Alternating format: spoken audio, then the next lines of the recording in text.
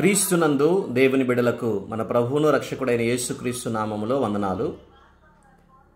కీర్తనల గ్రంథం 3వ అధ్యాయంలో దావీదు చుట్టూ ఉన్న పరిస్థితులు, భయాన్ని, తన కుమారుడైన అబ్షాలోము యొక్క తిరుగుబాటు, అవిధేయత, తన తండ్రి మీద విరోధంగా లేచిన అనుభవాలు, తన చుట్టూ ఉన్న పరిస్థితులు యుద్ధ వాతావరణానికి మించి భయాందోళన కలుగజేస్తున్న పరిస్థితులు.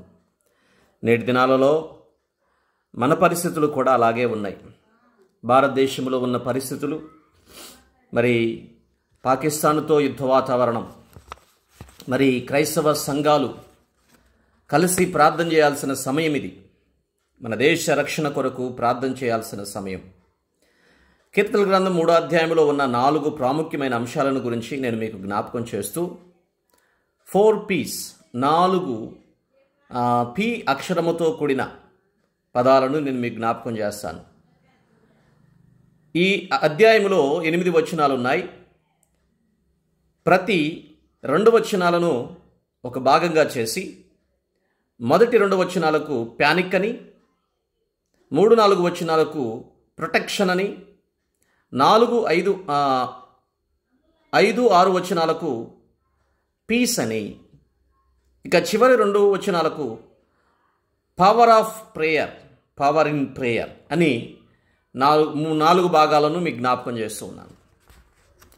భయాందోళన మధ్యలో మొదటి భాగంలో దేవునికి మొరపెడుతూ ఉన్న దావీదు, నా భద్రత దేవుడే అని తర్వాత 2 వచనాలలో భరోసా ఇస్తున్న దావీదు, 3వ 2 వచనాలలో భయాల మధ్యలో సమాధానంతో నేను ప్రశాంతంగా నిద్రపోతున్నాను అని చెప్పేసి తన విశ్రాంతిని గురించి, తన సమాధానాన్ని గురించి తెలియజేస్తున్న దావీదు. బలవంతుడైన దేవుని సన్నిధిలో ప్రార్థన చేసి విజయం పొందిన దావీదు చివరి 2 వచనాల్లో మనం చూస్తాం. కనుక దేవుని బిడలారా, మనం కూడా ప్రార్థన చేద్దాం. చుట్టూ భయానికమైన హింస, దేవుని సన్నిధిలో మనం ప్రార్థన చేస్తే తప్ప హింసలు పోవు.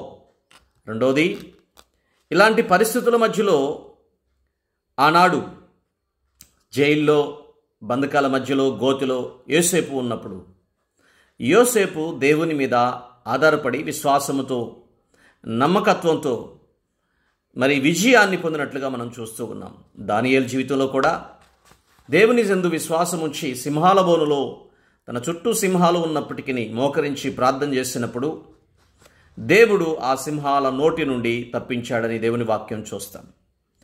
ఎస్తేరు తన జాతి వారికి హింస కలిగినప్పుడు, తన జాతి వారికి పెను ప్రమాదము చుట్టుకున్నప్పుడు ఉపవాసం ఉండి ప్రార్థన చేసి విజయాన్ని పొందినట్లుగా మనం చూస్తూ ఉన్నాం.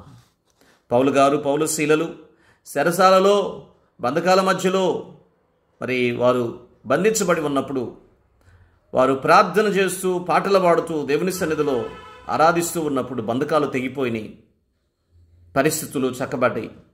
దేవుడు అలాంటి పరిస్థితులను మనకు అనుగ్రహించాలి. భయపడితే కుదరదు, కానీ భయాన్ని జయించాలి. బలవంతుడైన క్రీస్తు సన్నిధిలో ప్రార్థన చేయాలి. మనం దేవుని రాజ్య వారసులమని మనం గుర్తించాలి అంటే భయమును వీడాలి. భయం పోవాలి అంటే వాక్యం నీలో నిలిచి ఉండాలి. భయం పోవాలి అంటే పరిశుద్ధాత్ముడు దేవుడు నీకు సహాయము చేయాలి.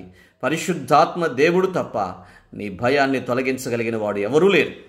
ఎందుకనంటే పిరికితనమైన ఆత్మను దేవుడు మీకు ఇవ్వలేదు, శక్తి, ఇంద్రియ నిగ్రహం కలిగిన ఆత్మనే దేవుడు మీకు ఇచ్చాడని తిమోతికి అపోస్తులుడైన పౌలు గారు రాస్తున్న మాటల ద్వారా మిమ్మల్ని బలపరచాలని ఆశపడుతున్నాం.